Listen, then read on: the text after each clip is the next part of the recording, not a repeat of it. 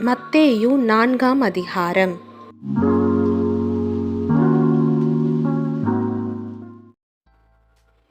அப்பொழுது இயேசு பிசாசினால் சோதிக்கப்படுவதற்கு ஆவியானவராலே வனாந்திரத்திற்கு கொண்டு போகப்பட்டார். அவர் இரவும் பகலும் 40 நாள் உபவாசமாயிருந்த பின்பு அவருக்கு பசி உண்டாயிற்று. அப்பொழுது சோதனைக்காரன் அவரிடத்தில் வந்து, நீர் தேவனுடைய குமாரனேயானால் இந்த கல்லுகள் அப்பங்களாகும்படி சொல்லும் என்றான். அவர் பிரதியுத்தரமாக, மனுஷன் அப்பத்தினாலே மாத்திரமல்ல, தேவனுடைய வாயிலிருந்து புறப்படுகிற ஒவ்வொரு வார்த்தையினாலும் பிழைப்பான் என்று எழுதியிருக்கிறதே என்றார். அப்பொழுது பிசாசு அவரை பரிசுத்த நகரத்திற்கு கொண்டு போய் தேவாலயத்து உப்பரிகையின் மேல் அவரை நிறுத்தி, நீர் தேவனுடைய குமாரனேயானால் தாழ குதியும், ஏனெனில் தம்முடைய தூதர்களுக்கு உம்மை குறித்து கட்டளையிடுவார். பாதம் கல்லில் இடராதபடிக்கு அவர்கள் உம்மை கைகளில் ஏந்தி கொண்டு போவார்கள் என்பதாய் எழுதியிருக்கிறது என்று சொன்னான். அதற்கு இயேசு, உன் தேவனாகிய கர்த்தரை பரீட்சை பாராதிருப்பாயாக என்றும் எழுதியிருக்கிறதே என்றார். மறுபடியும் பிசாசு அவரை மிகவும் உயர்ந்த மலையின் மேல் கொண்டு போய் உலகத்தின் சகல ராஜ்யங்களையும் அவைகளின் மகிமையையும் அவருக்கு காண்பித்து, சாஷ்டாங்கமாய் விழுந்து என்னை பணிந்து கொண்டால் இவைகள் எல்லாம் உமக்கு தருவேன் என்று சொன்னான். அப்பொழுது இயேசு, அப்பாலே போ சாத்தானே, உன் தேவனாகிய கர்த்தரை பணிந்து கொண்டு அவர் ஒருவருக்கே ஆராதனை செய்வாயாக என்று எழுதியிருக்கிறதே என்றார். அப்பொழுது பிசாசானவன் அவரை விட்டு விலகி போனான். உடனே தேவதூதர்கள் வந்து அவருக்கு பணிவிடை செய்தார்கள்.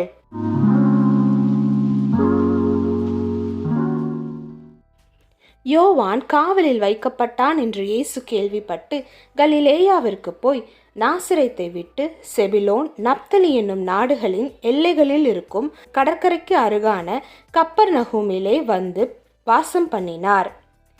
கடற்கரை அருகிலும் யோர்தானுக்கு அப்புறத்திலும் உள்ள செபுலோன் நாடும் நப்தலி நாடும் ஆகிய புறஜாதியாருடைய கலிலேயாவிலே இருளில் இருக்கும் ஜனங்கள் பெரிய வெளிச்சத்தை கண்டார்கள். மரண இருளின் திசையில் இருக்கிறவர்களுக்கு வெளிச்சம் உதித்தது என்று ஏசாயா தீர்க்கதரிசியினால் உரைக்கப்பட்டது நிறைவேறும்படி இப்படி நடந்தது. அது முதல் இயேசு, மனம் திரும்புங்கள், பரலோக ராஜ்யம் சமீபித்திருக்கிறது என்று பிரசங்கிக்க தொடங்கினார்.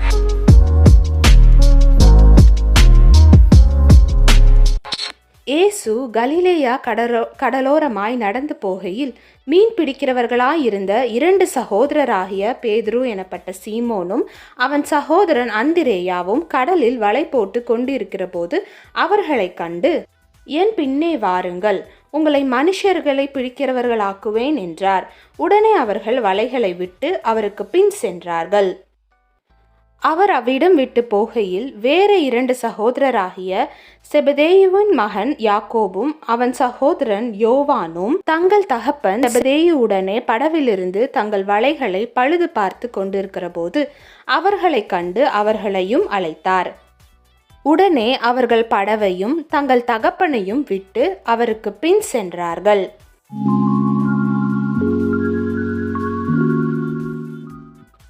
பின்பு இயேசு கலிலேயா எங்கும் சுற்றி நடந்து அவர்களுடைய ஜெப ஆலயங்களில் உபதேசித்து ராஜ்யத்தின் சுவிசேஷத்தை பிரசங்கித்து ஜனங்களுக்கு உண்டாயிருந்த சகல வியாதிகளையும் சகல நோய்களையும் நீக்கி சொஸ்தமாக்கினார். அவருடைய கீர்த்தி சீரியா எங்கும் பிரசித்தமாயிற்று. அப்பொழுது பலவித வியாதிகளையும் வேதனைகளையும் அடைந்திருந்த சகல பிணியாளிகளையும் பிசாசு பிடித்தவர்களையும் சந்திர ரோகிகளையும் திமிர்வாதக்காரரையும் அவரிடத்தில் கொண்டு வந்தார்கள். அவர்களை சொஸ்தமாக்கினார். கலிலேயாவிலும் தெக்கபோலியிலும் எருசலேமிலும் யூதேயாவிலும் யோர்தானுக்கு அப்புறத்திலும் இருந்த திரளான ஜனங்கள் வந்து அவருக்கு பின் சென்றார்கள். ஆமேன்.